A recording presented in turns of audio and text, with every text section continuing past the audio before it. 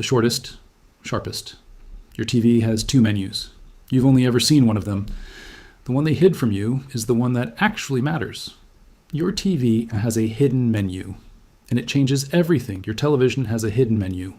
It has been sitting there since the very day it rolled off the factory floor. Every single brand and every single model ships with it installed. Samsung, LG, Sony, Vizio, and TCL all have it. Absolutely every one of them without exception.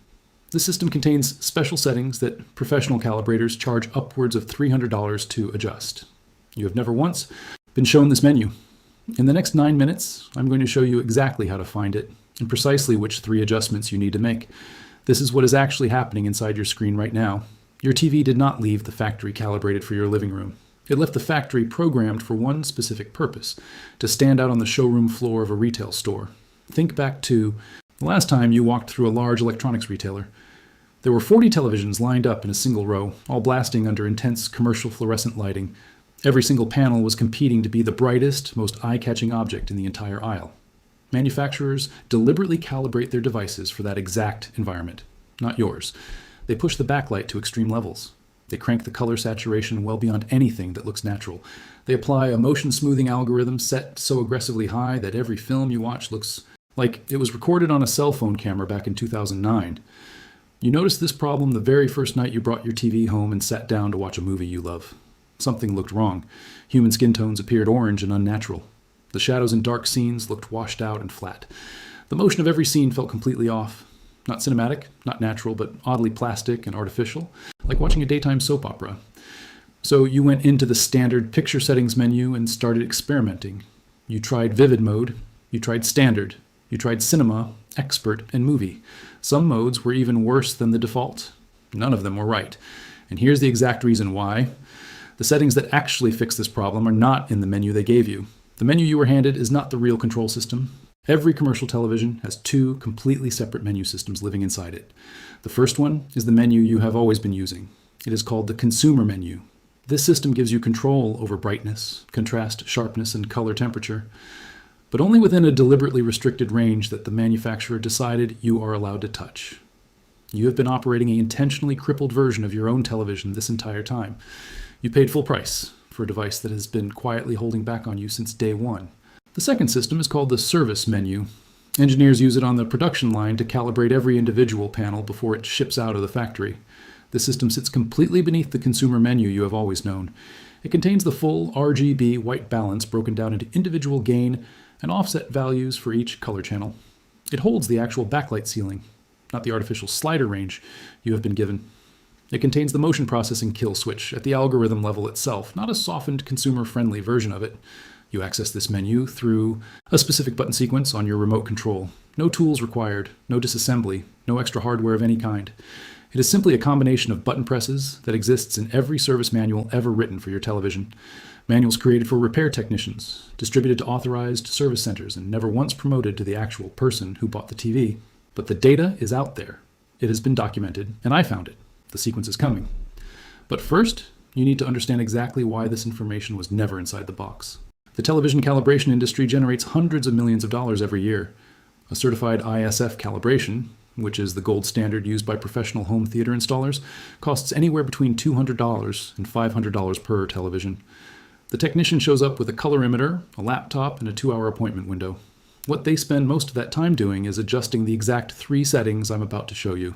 If Sony published these button sequences on the front page of the owner's manual, that entire industry would collapse overnight. If LG included a simple white balance guide inside the box, nobody would ever pay for a calibration appointment again. The sequences are not secret in any strict technical sense. They exist in every service manual, but those documents are written in abbreviated technical language, distributed only to repair centers, and never once marketed to the end user. The information has always been technically public. It has simply been made invisible to the people who needed it most. Now you know exactly why this menu was never shown to you. Here's how to get inside it. Button sequences vary by brand and by model year, so always verify against your exact model number before you begin. Here's the general procedure for the 4 brands, covering the majority of living rooms. For Samsung, turn the television completely off. With the TV in standby, press Info, Menu, Mute, and Power in sequence on your remote.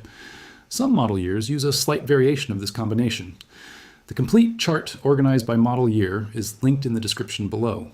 For LG, press and hold the OK button and the Home button on your remote simultaneously. Some firmware versions use a slightly different combination.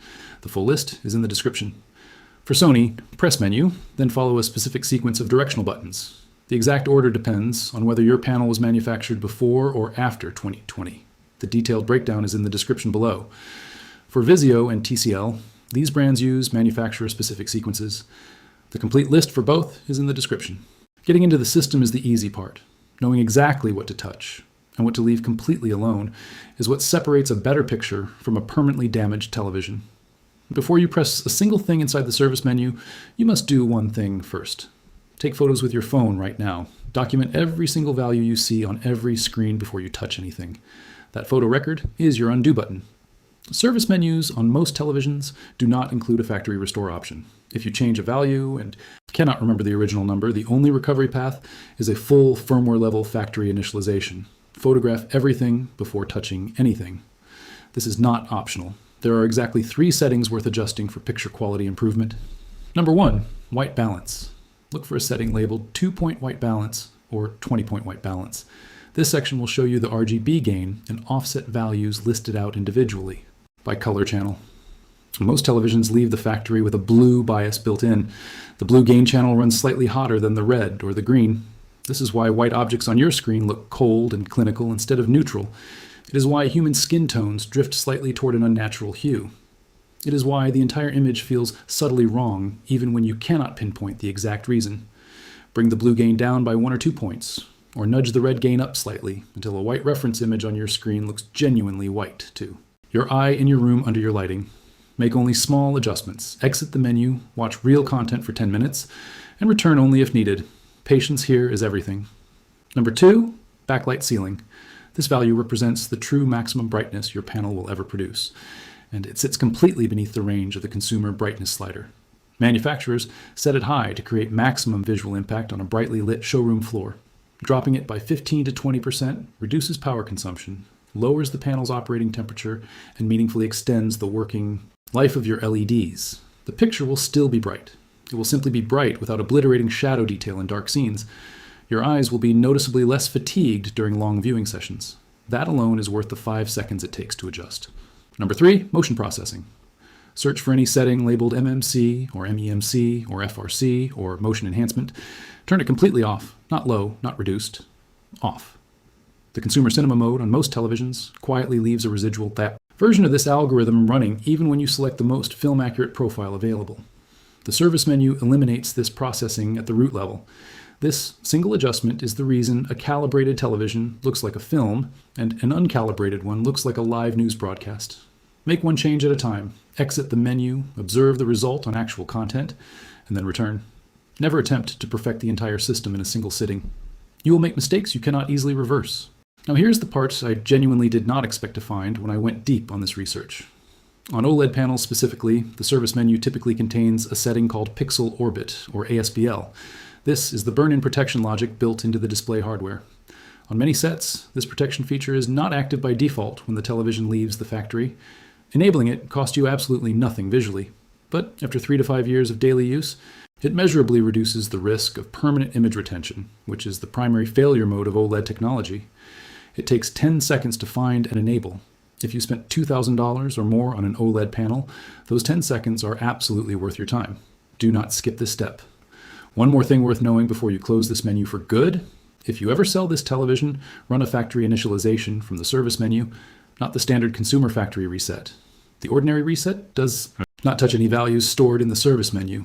You do not want the next owner inheriting your calibration changes without any knowledge that they exist. Do right by whoever buys it next, a $300 calibration, settings they never put in the manual. Your television will finally work the way it was always supposed to work from the day you bought it. Total cost: $0 and about 20 minutes of your time. You will notice the difference the very first time you sit down to watch something after making these adjustments.